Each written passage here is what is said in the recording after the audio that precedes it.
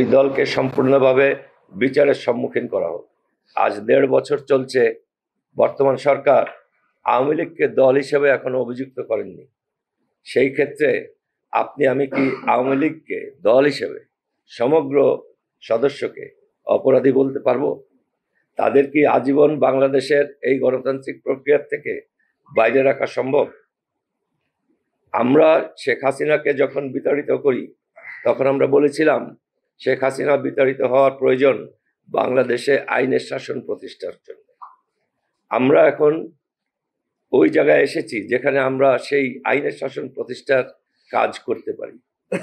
আওয়ামী লীগকে যতক্ষণ আমরা দল হিসাবে কোনো অপরাধের জন্য বিচার না করছি, শুধু মুখে মুখে তাকে যদি আমরা একটা গণতান্ত্রিক প্রক্রিয়ার বাইরে রাখি, দল একটা নাম নয়, শুধু এটার মধ্যে বাংলাদেশি একটা জনসংখ্যা আছে, তারা আমাদের নাগরিক। একটা চোর ডাকাতকে আমরা কেস করার পরে সে জেল খেটে আসার পরে তার সাথে একই মসজিদে একই কাতারে দাঁড়িয়ে নামাজ পড়ি। সেখানে তো কোরআন শরীফে কোনো মানা নেই যে না, যে একবার ডাকাতি অপরাধে বা হত্যা অপরাধে জেল কেটেছে তাকে মসজিদে ঢুকতে দেওয়া যাবে না। একইভাবে গণতান্ত্রিক প্রক্রিয়ায় আমার নাগরিক সবাইকে সম্পৃক্ত করতে হবে। তার অপরাধের বিচার করার পরে কোনো অপরাধের বিচার করবেন না, কোনো সুনির্দিষ্ট নালিশ আনবেন না, কিন্তু তাকে গণতন্ত্রের থেকে বাইরে রাখবেন। এতে দেশে কোনোদিনই স্থিরতা আসবে না। আরেকটা হলো বাংলাদেশি পুরা জনগণ, যেটা আমরা বলি দেশীয় মূল্যবোধে একত্রীকরণ, যেটা সেই জিনিসটা কখনো পাওয়া সম্ভব না।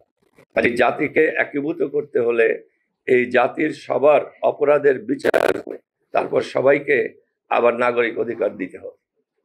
আমরা এটাই চাই। আমার দেশ যতক্ষণ আওয়ামী লীগ করে চিহ্নিত কিন্তু কোনো অপরাধের জন্য তাকে বিচার করছেন না, সেই দেশের আমার কাছে আমাদের এই নিবন্ধন এবং আগামী ত্রয়োদশ সংসদ নির্বাচনে আমজনতার দলের অংশগ্রহণের প্রক্রিয়া সম্পর্কে কিছু বলতে।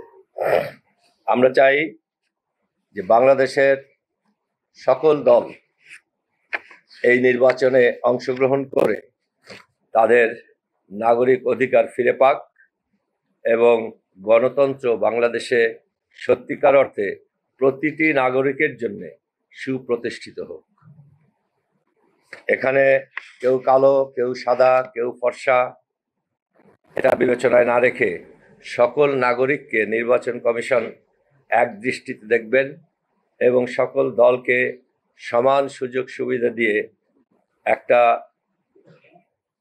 ভালো পরিস্থিতিতে নির্বাচন অনুষ্ঠান করবেন, সেই আশা রেখে আমাদের নির্বাচন অংশগ্রহণ সংক্রান্ত কিছু তথ্য আপনাদেরকে আজকে দিচ্ছি। আমরা মনোনয়ন সংগ্রহের জন্য আগ্রহী প্রার্থীদের আহ্বান জানাচ্ছি।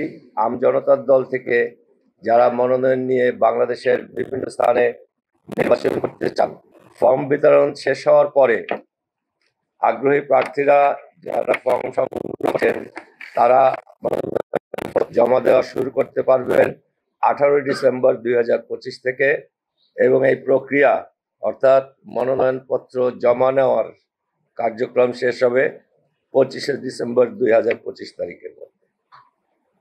ইনশাল্লাহ আমজনতার দল বাংলাদেশের সংসদের 300 আসনেই যোগ্য প্রাপ্তি সাপেক্ষে মনোনয়ন প্রদানের আশা রাখি।